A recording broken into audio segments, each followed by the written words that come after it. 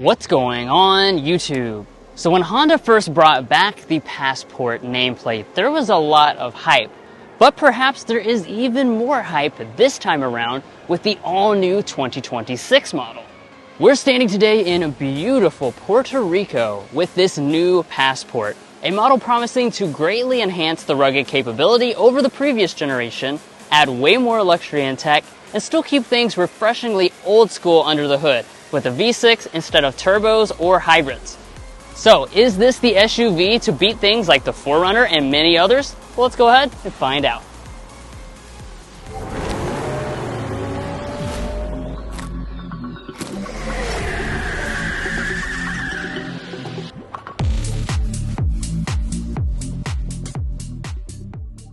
Now, what a background we have got today. Absolutely stunning here on the beach in Puerto Rico, and it's a great place to present to you guys this all-new Passport.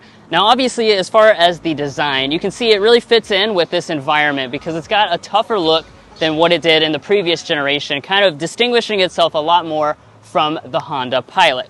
So very boxy up here in the front. We've got that classic grille here finished in the gloss black. There's three trim levels you can choose from with this model. Two of them are TrailSport trim levels.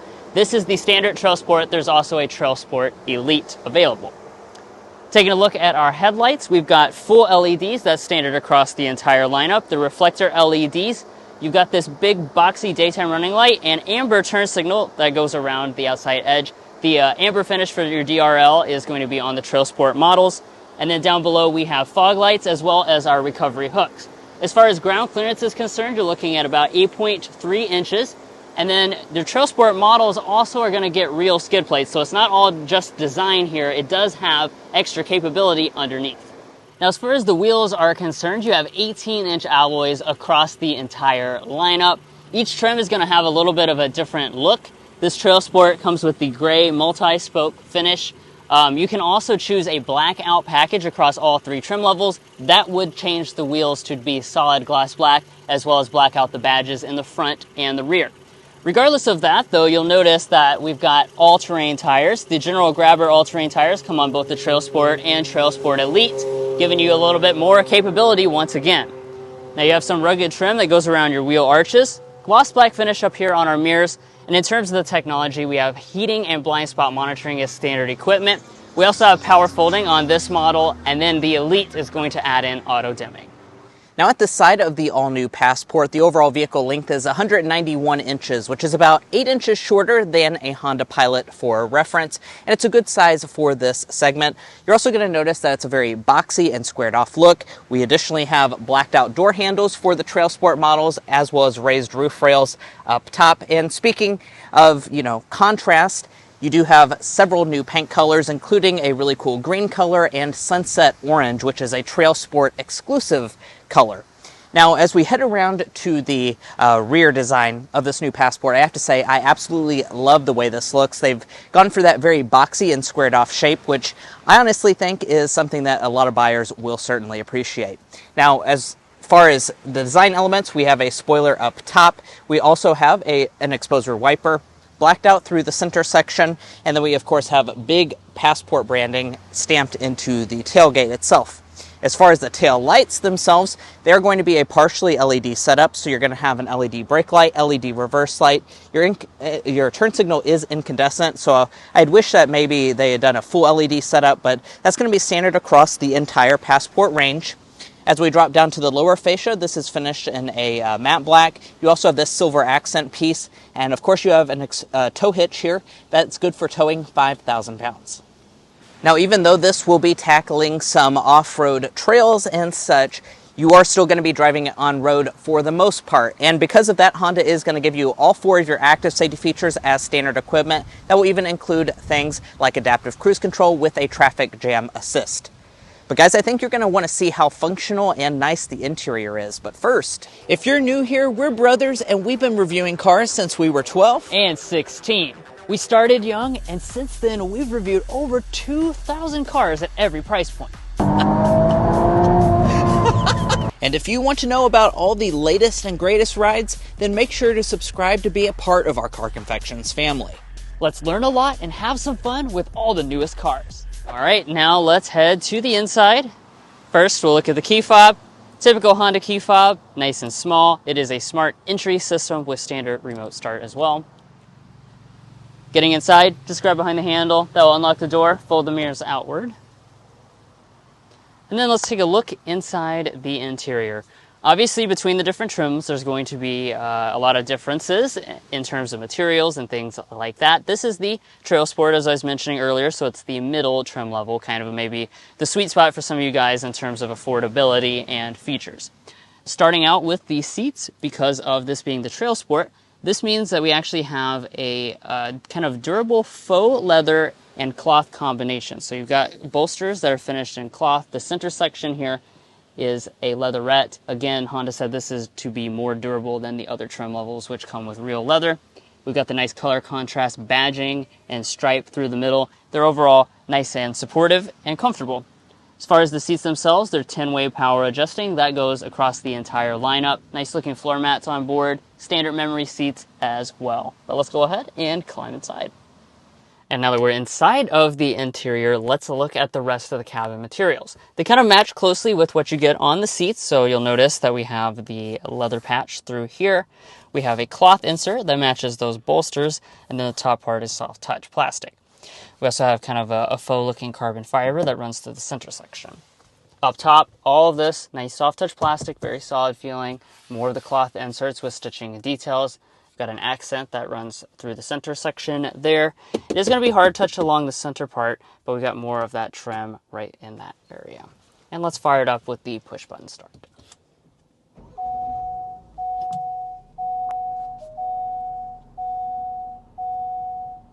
Now let's dig into some individual features. Now that the vehicle is all fired up, we'll start off with the gauge cluster, as we always do. This is a full digital cluster. It is standard across the entire lineup. It's 10.2 inches like it is in other Honda products, and you can reconfigure a few things inside the display. Navigation instructions, for example, can be inside of there.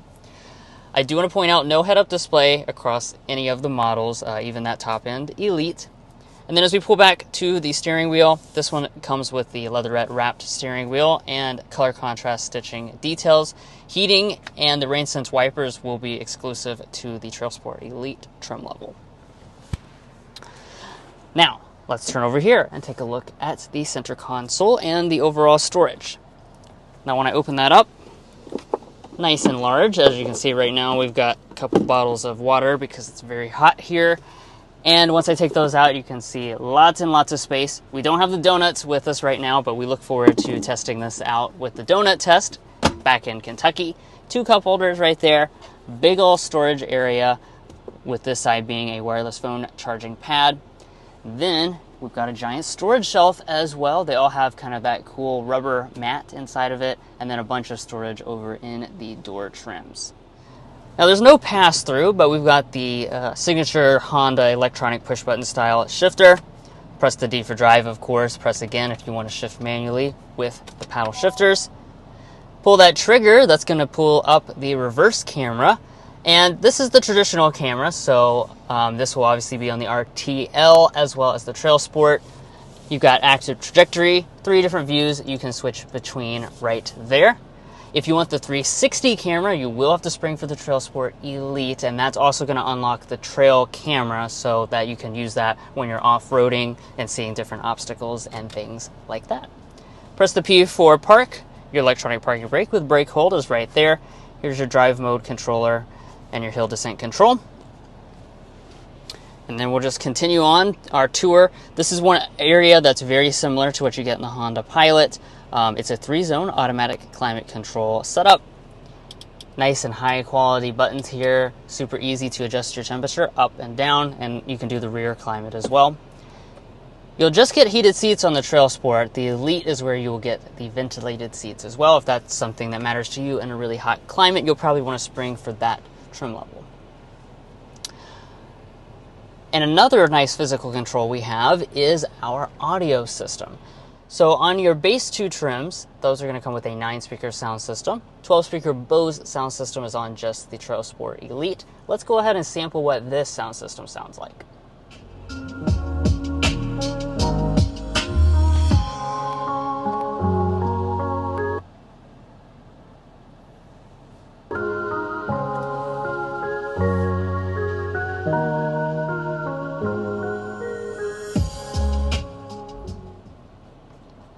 Had a little bit of a glitch right there, but overall sound quality of this system is quite good.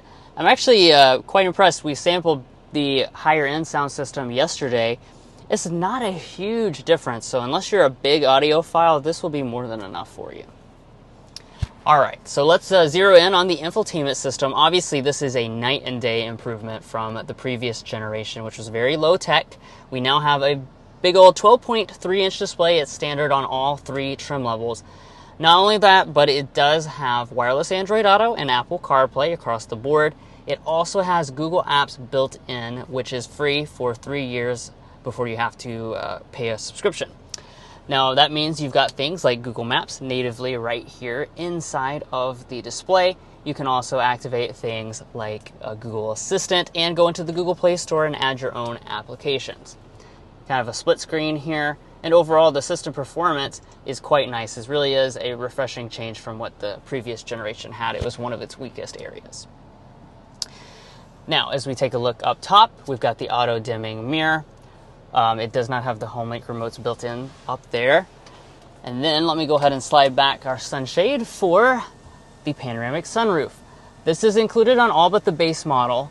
There's not a traditional size available, so be aware if you get the RTL, it's going to be a solid roof, or you have to upgrade and get the pano. And let's check out the rear seat area for this all-new Passport. Now, I think you're going to be very pleasantly surprised with how much space you have back here. This, of course, is a vehicle that is based on the Honda Pilot. That, of course, has some advantages, and one of those is having a ton of space. To be exact, we're sitting at about 41 inches of legroom and about 41 inches of headroom as well. So tons and tons of room. I'm 5'9" for reference.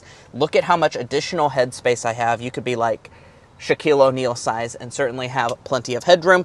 This seat is adjusted to Drew, who is 5'8". I'm 5'9", like I just mentioned, and I am sitting at about 9.5 inches of knee room. Really, really impressive stuff. That's, of course, why we bring along the official Car Confections ruler, so you can get those real-world measurements. My feet can also slide up underneath of the seat, but just be aware they do not slide or recline any more than this. Now we also have 2 cup holders inside the center armrest. It's a very comfortable rear seat, and really it's quite wide as well. As far as features are concerned, we're going to have vents as standard equipment. That's very nice. Now you'll notice this part right here is just kind of like a hard plastic. That's because on the TrailSport Elite, you will have your own climate controls back here. So if you want the rear to have its own controls, even though it is a 3-zone setup, you have to choose the Elite model. Also, the Elite is going to add heated back seats, which are unavailable on the two other trim levels, And then we have a household outlet and 2 USB-C ports, surprisingly. As far as other things worth pointing out, we have seat back pockets. And then if you look over at the door trim, it's going to be a really nicely done door trim. Hard touch on the upper part, and do note that you can get rear sunshades if you choose the Elite. The center section is going to be cloth. You have a leatherette in your armrest portion, and then one of the things I really like about this vehicle is you have tons of cup holder space in both the front and the rear doors. Now walking up to the tailgate itself, we do have a power tailgate standard equipment on every single Passport. If you want the auto walk-away feature, you will have to choose that top-end Elite. Now, as far as the space is concerned in the cargo area, I think you'll be pleasantly surprised with this as well. This is a very boxy vehicle, and because of that, we have a ton of space. 44 cubic feet behind the second row of seats, to be exact. If we fold those seats down, we have 84 cubic feet of cargo capacity. For reference, that's only a few cubic feet less space than the bigger brother Honda Pilot, even though this is about 8 inches shorter than that model. So certainly something worth noting. Not having the third row definitely benefits this vehicle in terms of space.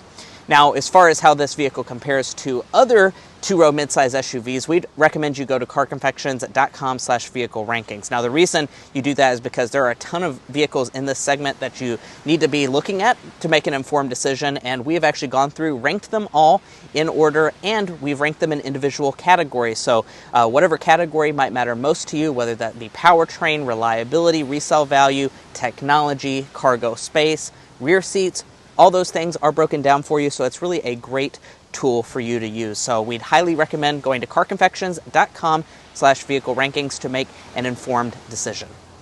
Now back to the Passport. There are not any handles to fold the second row of seats from back here, so I will have to go up there and do it manually. It is a 60-40 split setup.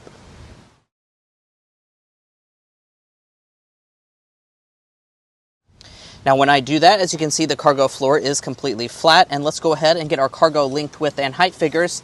You know what it is, it's a Car Confections review, and we get the cargo measures, just in case you're looking to haul something specifically. About 80 inches of cargo length behind Drew's 5'8" driving position. From behind the second row of seats, you can expect 36 inches of length. As far as cargo opening, really good, 48 inches wide. That's very impressive, guys. As far as height, that's also super good.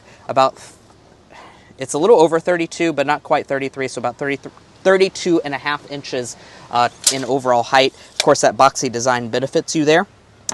On this side, we can actually fold this up. That's going to give you extra storage space here on the left side. I really like that hidden storage compartment. You can also get an optional accessory of having a full spare tire back here in the cargo area. It's a kind of a cool option for those of you that will be off-roading more frequently. And if we lift up the floor, you also have a spare tire integrated right there. Off to the side, we additionally have a household outlet and quite a lot of storage cubbies as well for both of the sides.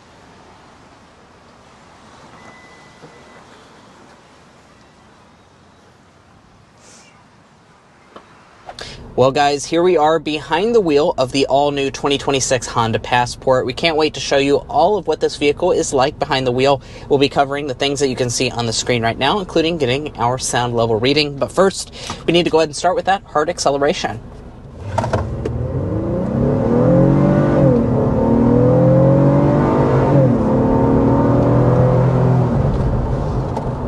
All right, that was a 0 to 50 miles an hour. Roads are pretty tight around here in this 2026 Honda Passport.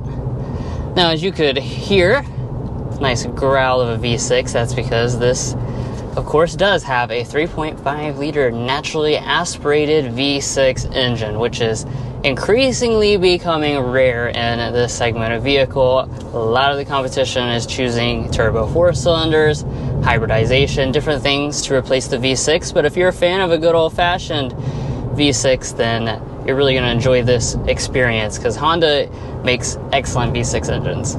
Yeah, I think I am a fan of this V6. That refinement and growl really cannot be replaced with a turbo 4 cylinder.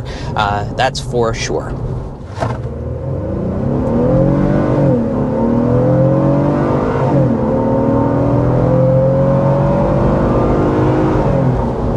All right. That was a nice open spot to give it the beans. Yeah, overall acceleration, nice and strong. It has 285 horsepower, 262 pound-feet of torque. This is the V6 that the Pilot uses as well. And yeah, really strong performance, really smooth and refined. Has that nice raspy growl as well that Hondas are known for. Yeah, especially, a lot of the competition vehicles you may be cross-shopping with would be the Honda Pilot has the same powertrain choice, or maybe the Toyota 4Runner, which no longer offers a V6 option. They do have two different 4 cylinders, but no V6. So really something worth noting here with the Passport.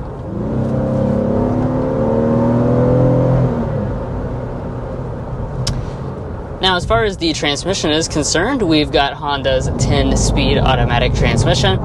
They've been using this in other applications for a while now. Now, the next generation Passport gets it as well. And this is a really good transmission. I think it's a notable step up in terms of performance over the previous models, 9-speed automatic. This one here is a lot more responsive overall. It seems more sure of itself with the shift points. And if you put your foot down, you immediately can get those downshifts without having to wait. Yeah, another thing worth noting is, of course, this vehicle is tougher than something like a Honda Pilot, and because of that, they are going to include standard all-wheel drive, and it's the torque vectoring all-wheel drive setup. So that's regardless of what trim level you select. You don't have to pay extra for it either, so I definitely really like that touch.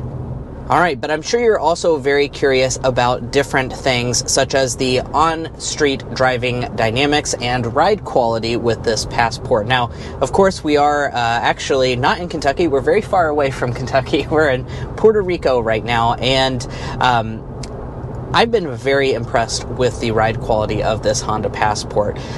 As expected out of something that is based on the Honda Pilot, this vehicle rides exceptionally good. So when you hit a bump in the road, it does a great job of soaking it up.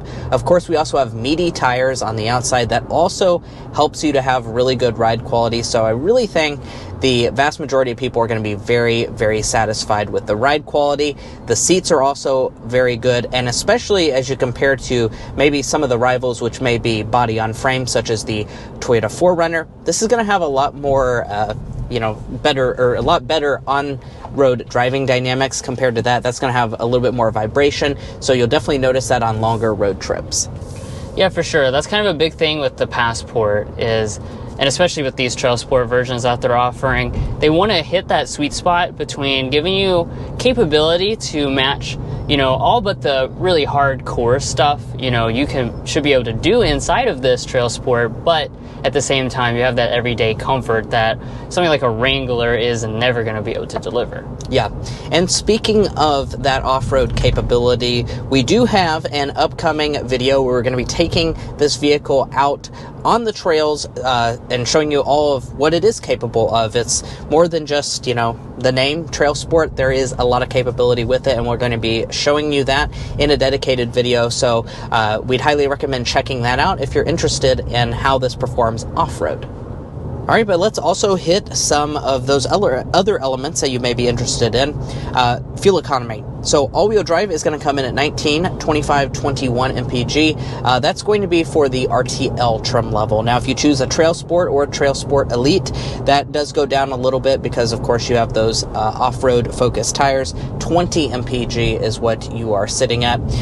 That's not fantastic fuel economy. As expected, it's just a V6. No hybrid is offered on this vehicle, so that is worth noting. You're going to be spending a lot more at the pump as compared to maybe some other rivals you could be looking at. So just something to note.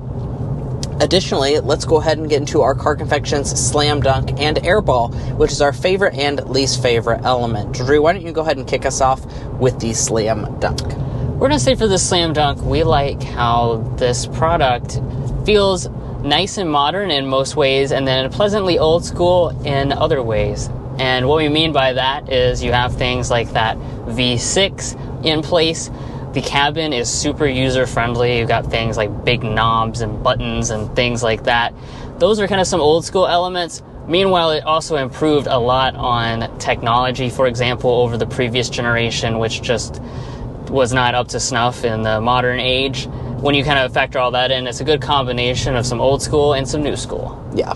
On the Airball side of things, what we're going to say is that we wish they offered a couple more trim levels with this Passport. It is just 3 trim levels, and you start at the RTL, which is very nicely equipped, so that's good, but it does actually start at around $44,000. We'll talk more about pricing a little bit later, but that's more than the Honda Pilot, for instance, so maybe this vehicle could benefit from a true base trim level to kind of lower that price point down for those of you that are just wanting some of the more basic features. Now, I did promise you at the beginning of this test drive that we were going to do our sound level reading. I was really hoping that we would have time to do our sound level reading and find a road that had a speed limit that was over like 25 miles per hour. However, we are on a very strict time schedule here on this event in Puerto Rico, and we have to return the vehicle, and as you can see, we're stuck in traffic, and all the roads that we were on were like 25 or 35 mile an hour speed limit. So we're not going to risk someone's life to get the sound level reading. You will have to wait until we get back to Kentucky. We'll be getting one of these Honda Passports soon enough, and I promise we'll do a sound level reading then. We apologize until then. And let's discuss pricing for this Passport. So we do have official pricing on this. The RTL trim level is going to start at $44,750. TrailSport, like what you've seen today, $48,450.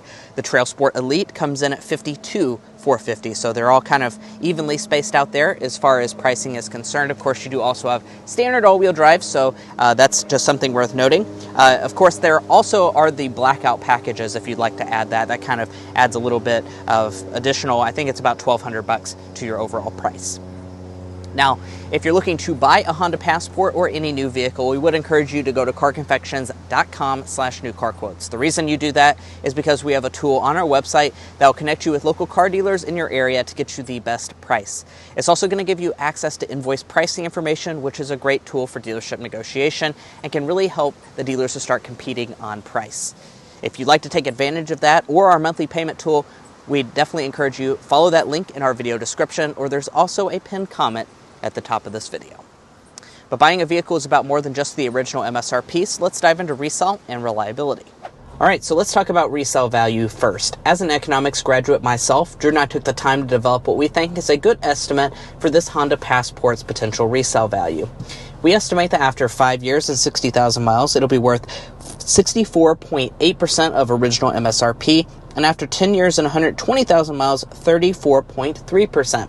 Now, it's worth noting those are very good resale value percentages. It's actually the #1 brand in the 5-year metric across every vehicle brand out there, so that's incredibly good. So really just something to keep in mind. You're going to hold a lot of your value if you buy this vehicle. We've also done the same for reliability by developing the Combined Reliability Index. This takes into account several studies from trustworthy sources and combines them in a way that gives you a more holistic picture. In this regard, Honda is also one of the top-rated brands overall. Now, if you'd like to learn more about our resale values, our reliability information, or our methodology, be sure to go to carconfections.com/resale and carconfections.com/reliability. Buying a new vehicle is a very big decision, so you want to make sure you're making a smart purchase, especially if you're cross-shopping between different vehicle brands. Lastly, I do want to mention your warranty. We have a 3-year, 36,000-mile basic warranty, a 5-year, 60,000-mile powertrain, and you do also get 1 year and 12,000 miles of complimentary maintenance. And guys, that's going to be it for our in-depth review of the all-new 2026 Honda Passport. If you enjoyed watching this video or found it helpful in your purchasing decisions, which we really hope you did, we'd really appreciate it if you hit that subscribe button down below. By subscribing, you're going to be a part of our Car Confections family. We have a lot of cool car reviews on this channel. I promise you won't want to miss out. If you're already a part of our family, thank you so much for your continued support, and we'll catch you next time as we sample more of the latest automotive delicacies. I'm going to go enjoy the beach now.